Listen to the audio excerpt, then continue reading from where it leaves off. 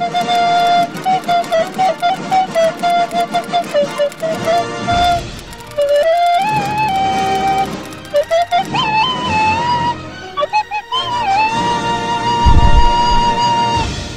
kepada korang yang tengah tengok video ni, sila tinggalkan jejak korang dengan komen hadir right now in the comment section below. Terima kasih.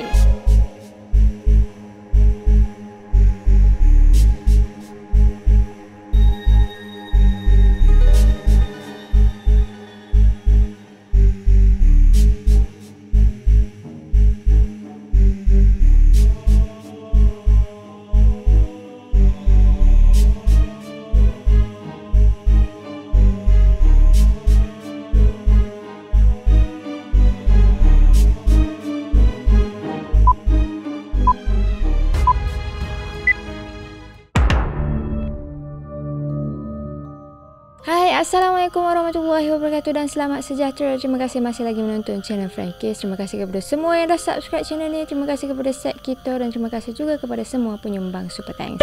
Sumbangan anda amatlah kami hargai. Untuk malam ni, Nini nak ceritakan dua kisah.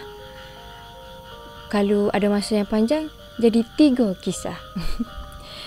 Ceritanya berkenaan marilah masuklah tengok ke cerita lah. On count of 3, 2, 1.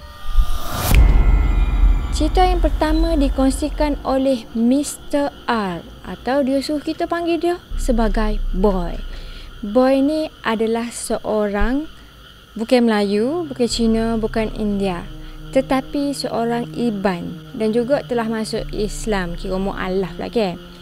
Boy ni dia ada seorang isteri dan isteri dia berasal daripada Pasir Mas, Kelantan. Cerita ni berlaku masa dia mari kampung isteri dia ni. Masa ni dia orang ni tak nikah lagi. Jadi Boy ni mari kira masuk merisik lah deh. Jumpa dengan mak ayah dulu. Jumpa dengan mak ayah bakal isteri pada ketika itulah. Dekat Pasir Mas lah. Jadi lepas pada jumpa mak ayah isteri dia ni, dia pun decide untuk stay lagi dekat Kelantan ni beberapa hari. Dalam 2-3 hari gitulah. Jadi dia pun booking lah hotel dekat-dekat dengan kawasan tu, iaitu Suraya Inn.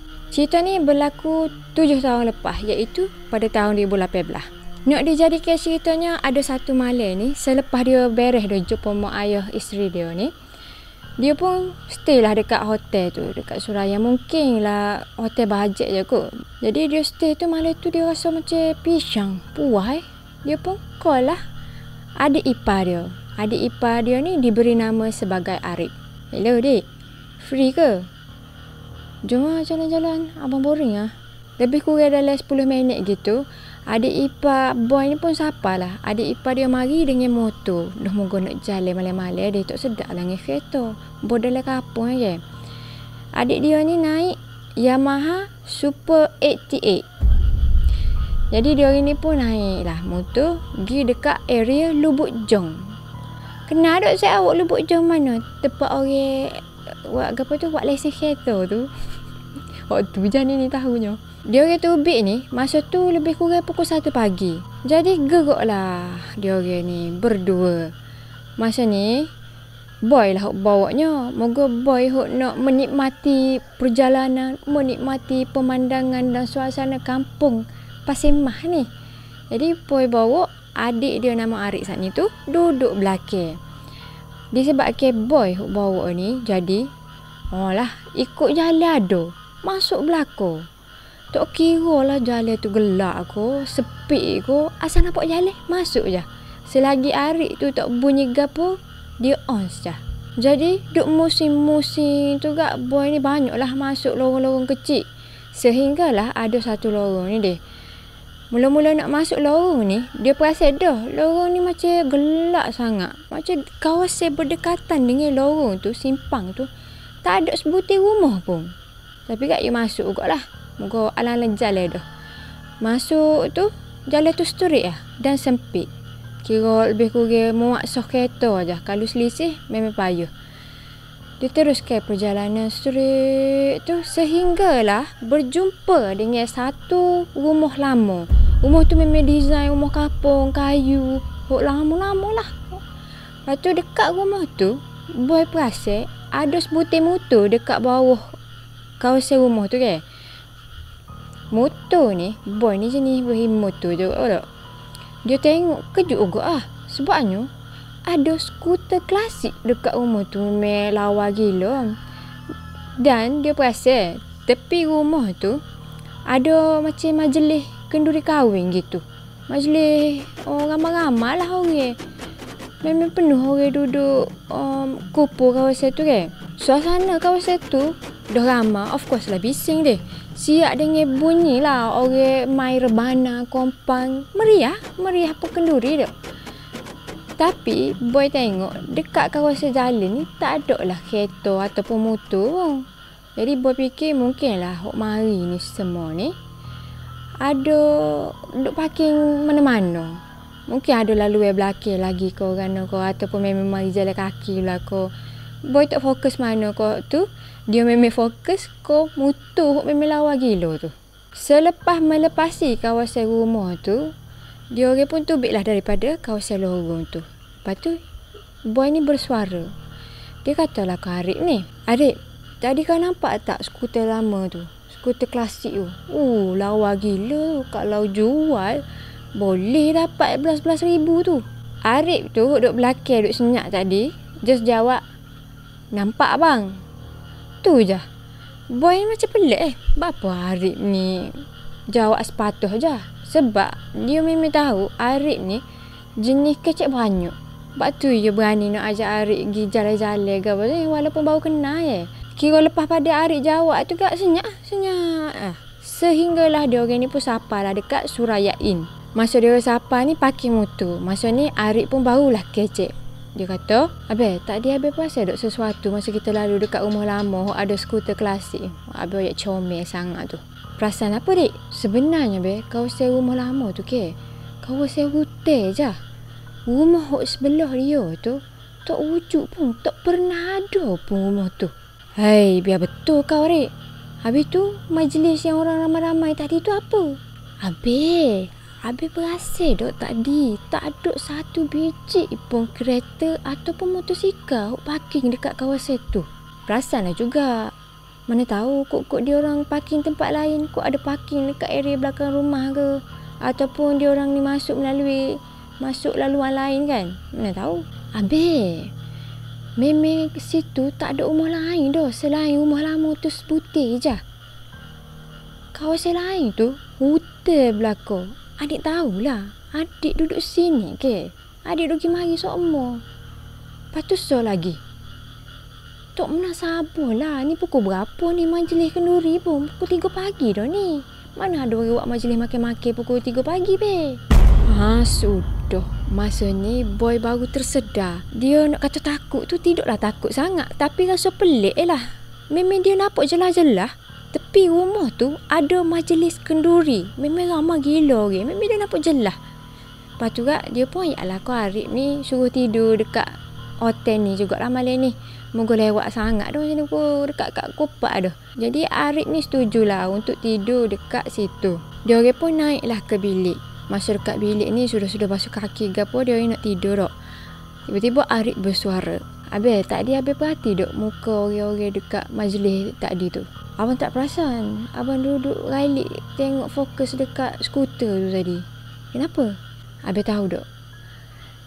Tadi ramai Lepas tu ada juga dekat-dekat nak sapa dekat jalan kita lalu dah deh. Lepas tu adik tengok lah muka si dia ni deh. Tak ada. Memang kosong, flat. Sebab tu adik senyap tu tadi. Dia jawab sepatah. Weh, kejut. Tapi kak adik pelik kok. Habis ni tak nampak ke? Pasal duk galik kecek skuter je. Boy, bila dia dengar lagu tu, weh, meremang juga. Tapi nasib baik juga dia tak perhati ke. Jadi dia ni pun tidur. Tidur terlepaslah subuh. Bangun-bangun tu pukul 8 lebih dah. Bangun tu, dia orang ni pun mandi, semaya, kodoh dah. Muka terlepas dah. Sudah tu siap-siap turun pergi makan dulu. Masa ni dia orang tinggal lah motor si Arif ni. Naik kereta. pergi makan dekat adalah dekat kawasan tu dah. Sudah makan tu. Boy pun ajak lah Arik ni pergi balik tempat semalam. Sebab dia macam tak berhati. Jolok kau tak ada rumah lain situ. Tak akal lah ke. Jadi dia ni pun bergerak lah menaiki kereta Nazar. Kereta yang disewa murah-murah ya kat Kelantan. Jadi dia ni pun terus ke perjalanan. Tak jauh mana dan tak dekat mana. Bila dah lalu dah, masuk dah lorong kecil tu. Gerok tu tanpa berhenti, dia orang ni perhatilah dia. Yes, memang betul. Ada sebiji rumah lama dan tak ada rumah lain dah kawasan tu. Memang hutan saja. Hutan tebal dekat kawasan tu. Boy pun tengoklah kau Arik ni. Ya boy ya, tak apalah. Bukan selalu dapat pengalaman macam ni kan. Lokasi kawasan ni Boy terpaksa rahsia ke sebabnya dia tak silah ada orang pergi main dekat kawasan tu. Kawasan tu ni katanya sains-sains dia memang agak keras. Memang banyak gangguan sebabnya kawasan tu lorong kecil dan bukan laluan utama. Bukan kata setiap hari tu ada orang kampung lalu dok. Jari-jari aja. Dan mengikut kata Arif, dia tanya Tok Oba. Tok Oba ni orang tua kampung tu lah. Kawasan tu sebenarnya tempat orang-orang kampung cari hasil hutan. Jadi bukan kawasan perniagaan, bukan kawasan laluan lah sebenarnya. Just ada jalan tu pun bukan jalan tar tau tak. Jalan hok macam berpasir gitu. Cuma nampaklah laluan tu.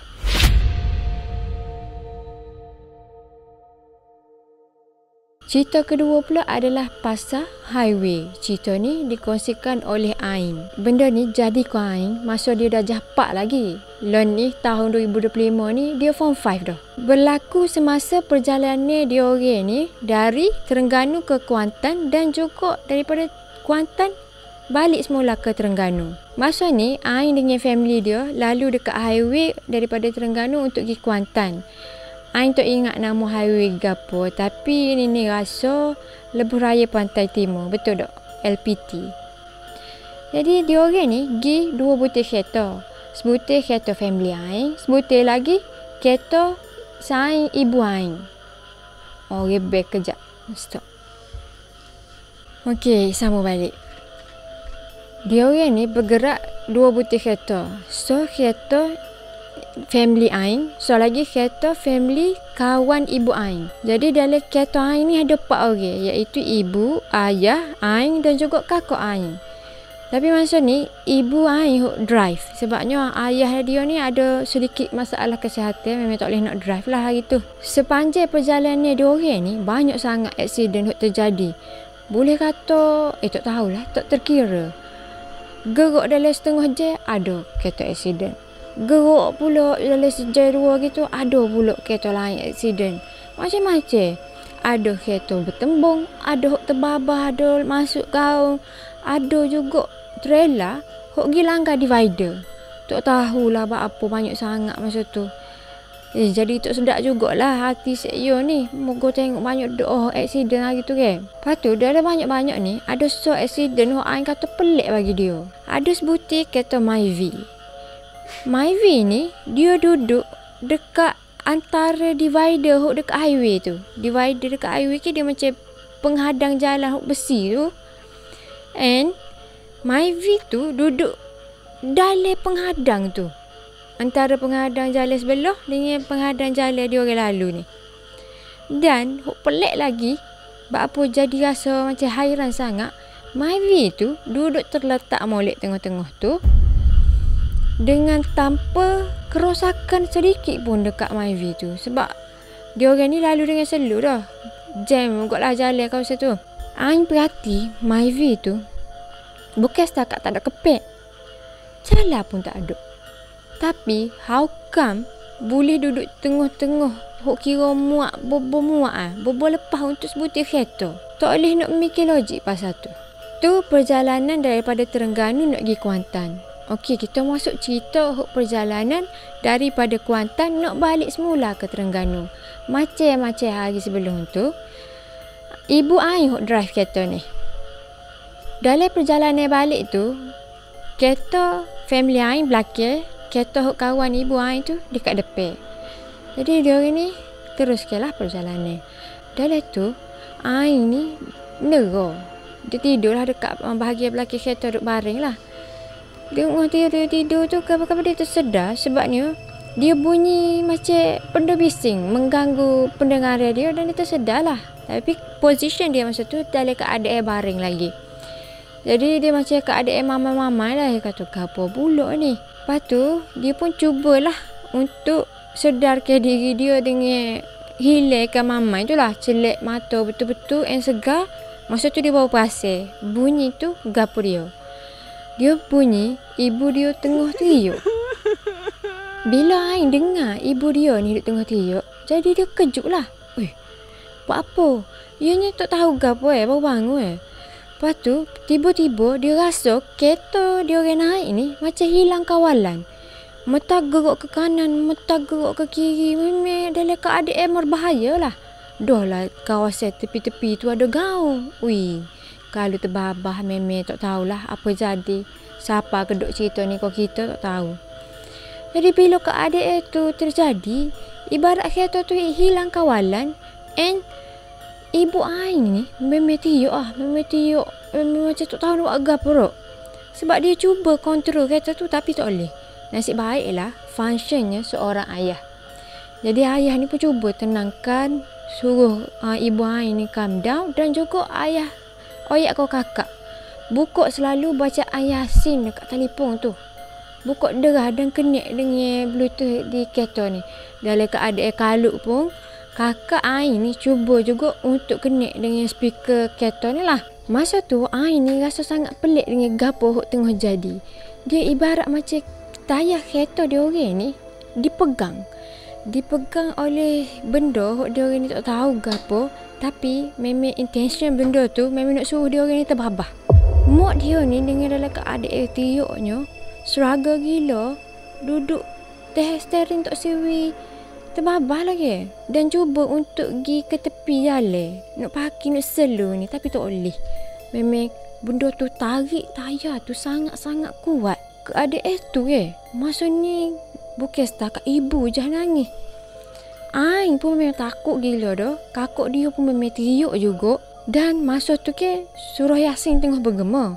Jadi keadaan tu tak reda. Dia orang ni pun buat derah lah bunyi surah Yasin tu. Semakin kuat kakak dia pasal ke volume up bacaan Yasin tu, semakin kuat benda tu buat dekat kereta dia orang ni. Memang ingat mati dah masa tu. Sekali lagi ayah Ain ni memang function teruk masa ni. Dia cuba tenangkan family dia, tenangkan ibu, minta baca istighfar, ingat Allah, and oyak ke anak-anak dia, jangan nepik, jangan panik, bertenang.